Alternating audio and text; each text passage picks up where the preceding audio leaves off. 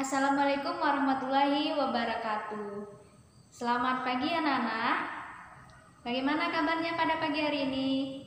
Semoga dalam keadaan sehat dan selalu dilindungi oleh Allah Subhanahu wa taala. Nah, sekarang kita kembali melaksanakan pembelajaran daring ya anak-anak. Sebelum kita mulai pembelajaran, alangkah baiknya kita berdoa dulu ya. Bismillahirrahmanirrahim. Rabbi zidni ilma warzuqni fahma. Ya Allah, tambahkanlah aku ilmu dan berikanlah aku rizki akan kepahaman. Nah, sekarang kita masuk pada pembelajaran kita, yaitu tema 2, subtema 3, pembelajaran 4 dan 5. Ibu memiliki video pembelajaran, silakan anak-anak ibu tonton. Semoga anak-anak ibu dapat memahami pembelajaran hari ini dengan baik dan mengerjakan tugas-tugasnya ya anak-anak. Nah, silakan anak-anak ibu tonton. Semangat anak-anak ibu. Assalamualaikum warahmatullahi wabarakatuh. Bagaimana hasil pengamatan yang kamu lakukan di pembelajaran kedua? Apakah warga di sekitar rumah kalian sudah menghemat energi adik-adik? Apakah ada di antara mereka yang menggunakan energi alternatif? Nah adik-adik, kita kemarin sudah belajar bagaimana kita harus menghemat energi. Nah, salah satu cara menghemat energi adalah dengan menggunakan energi alternatif. Nah, menggunakan energi alternatif ini adalah menggunakan sumber daya alam yang ada ya di alam yang kita bisa manfaatkan yang bisa menghasilkan energi. Contohnya ada matahari, ada angin, ada air.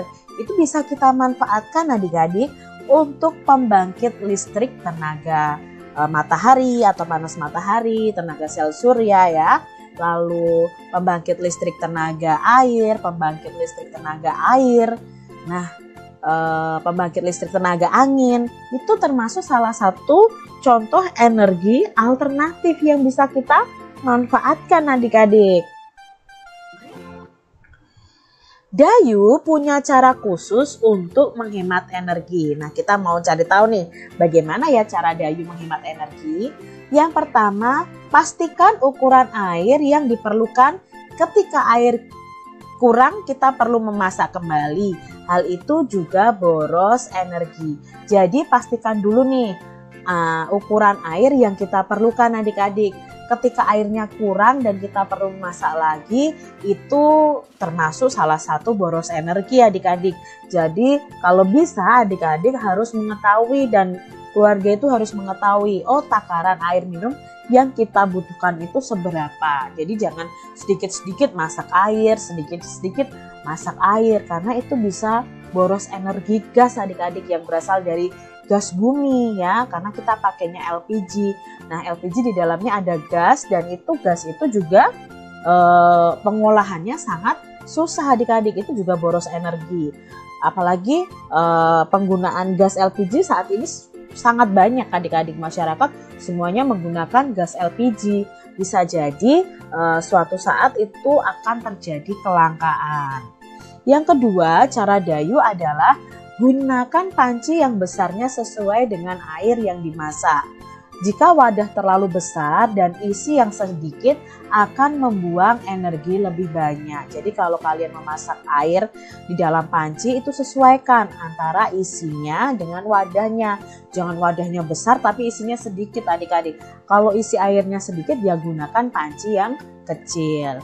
Lalu cara Dayu yang berikutnya adalah masak air dengan panci tertutup. Nah, air akan cepat mendidih jika ini panci ya, jika pancinya tertutup. Saat tidak tertutup, energi panas akan terbuang sia-sia. Nah, ini tadi cara Dayu menghemat energi dalam kehidupannya sehari-hari.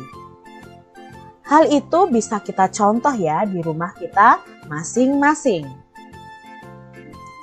Sekarang adik-adik amati lagi nih lingkungan kalian. tuliskan fakta-fakta yang kalian temui ya. Itu tentang kesadaran masyarakat dalam menghemat energi. Kalian bisa bertanya kepada ketua RT ya, melakukan wawancara dengan ketua RT atau warga-warga di lingkungan rumah kalian. Bagaimana cara mereka menghemat energi, apakah mereka sudah menghemat energi. Nah, ketika kalian mewawancarai, kalian bisa menemukan fakta-fakta yang ada dan kalian bisa menuliskannya. Nah, hal-hal yang dilakukan masyarakat yang berhubungan dengan menghemat energi. Contohnya mematikan lampu saat siang hari. Untuk menghemat air, bagaimana cara tetanggamu melakukannya. Untuk menghemat bahan bakar, bagaimana cara tetanggamu melakukannya. Jadi kamu tulis tuh fakta-fakta yang kamu temukan adik-adik. Nah, minta bantuan orang tua untuk mengantarkan mungkin ke rumah Pak RT atau ke rumah tetangga ya. Untuk meminta izin wawancara, itu bisa kalian lakukan.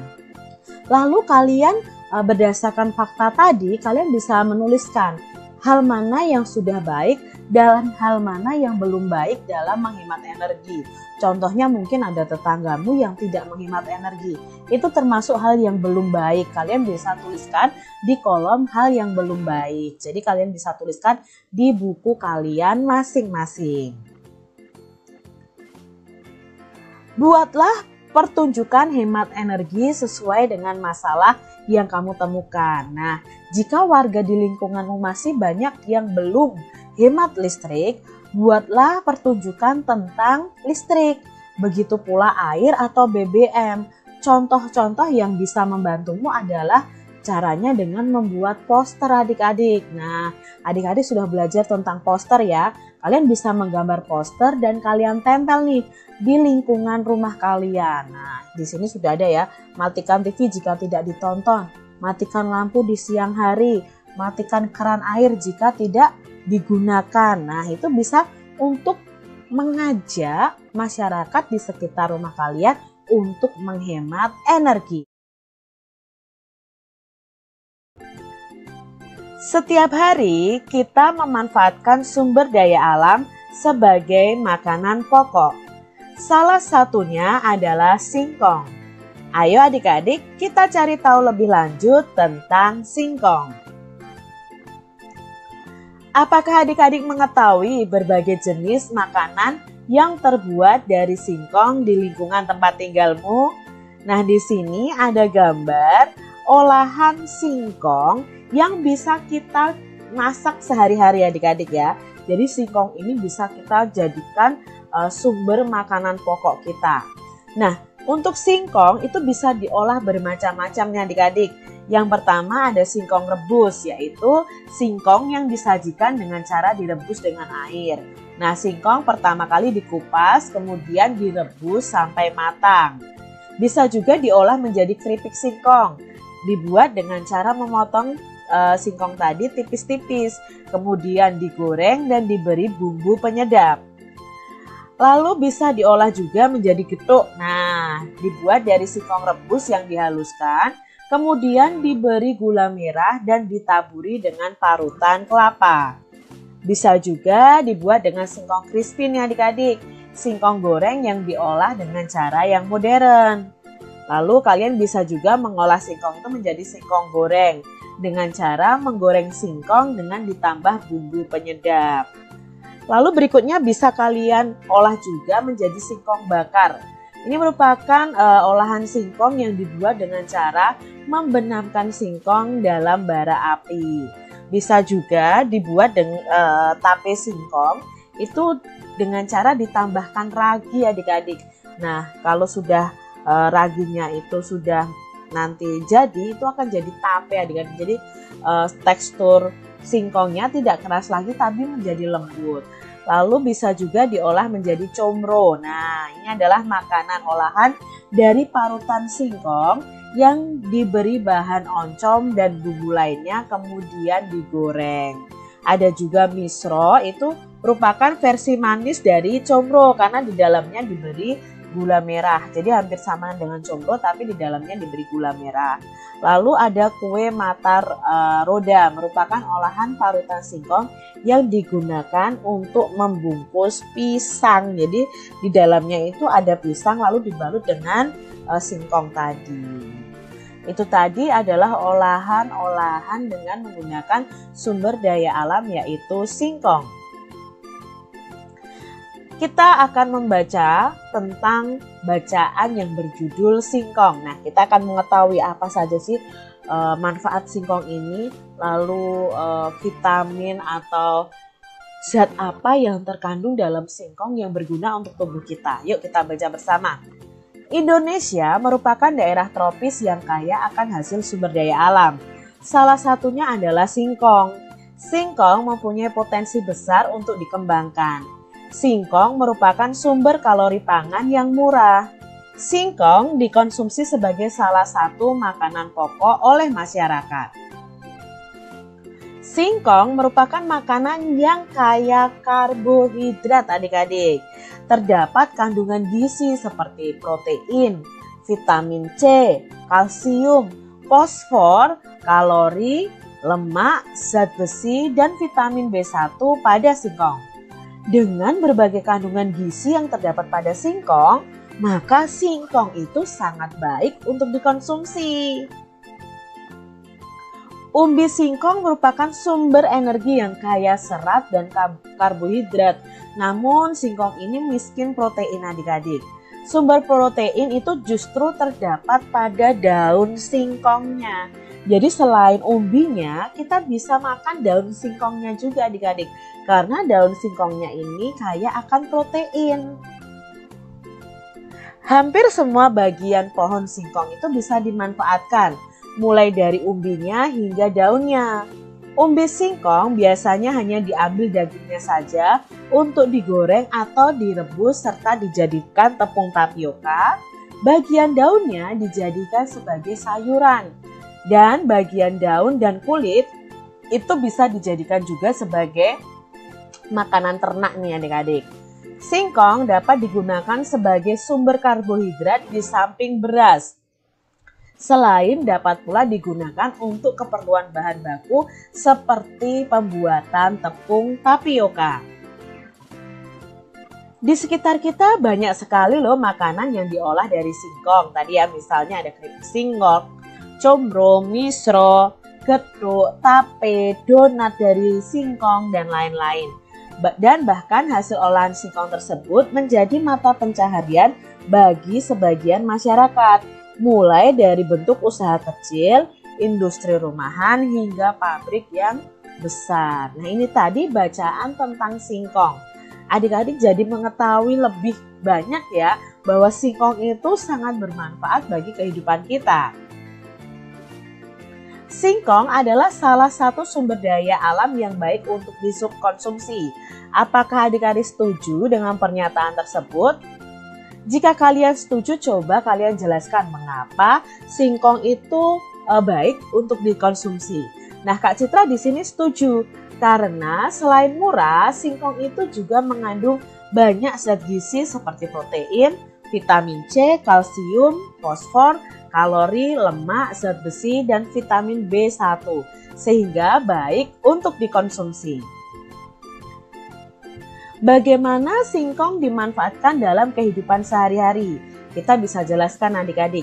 Jadi singkong itu dikonsumsi sebagai salah satu makanan pokok oleh masyarakat. Selain itu singkong juga dijadikan makanan olahan, misalnya keripik singkong, combro, misro, getuk, tape, donat, dan lain-lain. Jadi ini manfaat singkong dalam kehidupan kita sehari-hari. Apa saja jenis makanan yang terbuat dari hasil olahan singkong? Nah, adik-adik tadi sudah tahu ya bahwa ada tape, getuk, combro, misro, donat, kue mata roda, keripik singkong, dan lain sebagainya. Bagaimana singkong tadi dapat mempengaruhi kesejahteraan masyarakat? Ya, dengan adanya olahan singkong ini seperti keripik, combro, misro, getuk itu menjadi mata pencaharian bagi sebagian masyarakat mulai dari bentuk usaha kecil, industri rumahan hingga pabrik, sehingga ini sangat mempengaruhi kesejahteraan masyarakat. Selain dijadikan sebagai makanan adik-adik, singkong ini dapat dijadikan sebagai bahan bakar alternatif yang dikenal dengan sebutan bioetanol. Nah, bensin yang dicampur dengan bioetanol ini kualitasnya akan lebih baik. Cukup tambahkan 10% dari total volume bensin. Jadi singkong ini bisa diolah menjadi bioetanol, cairan bioetanol. Nah, cairan bioetanol itu jika ditambahkan ke dalam bensin, itu kualitas bensin akan menjadi lebih bagus. Nah, untuk mendapatkannya itu kita cukup tambahkan 10% dari total volume bensin. Manfaat penggunaan bahan bakar alternatif bioetanol untuk kendaraan bermotor adalah sebagai berikut. Yang pertama, pembakaran kendaraan bermotor akan lebih sempurna. Yang kedua, gas buangnya menjadi lebih bersih adik-adik, jadi tidak mencemari lingkungannya. Lalu kendaraan bermotor itu tarikannya akan lebih ringan ya. Jadi kita ketika membawa sepeda motornya tarikannya akan lebih ringan. Suara mesinnya akan lebih halus ketika kita menggunakan bahan bakar alternatif bioetanol. Lalu kita bisa hemat bahan bakar hingga 20%. Memperpanjang usia mesin kendaraan bermotor kita. Dan ramah lingkungan karena bisa dibudidayakan dan menghemat penggunaan. Nah, ini menghemat penggunaannya, menghemat penggunaan bahan bakar fosil dan mengurangi pencemaran. Ini tadi manfaat dari bahan bakar alternatif bioetanol yang berasal dari singkong. Selain singkong sebagai sumber bioetanol lainnya dapat juga berupa ubi jalar, tebu, jagung, sorghum biji, sorghum manis, sagu, aren, nipah, lontar, kelapa, dan padi. Sumber bioetanol yang cukup potensial dikembangkan di Indonesia adalah singkong, karena singkong sendiri banyak tumbuh di Indonesia.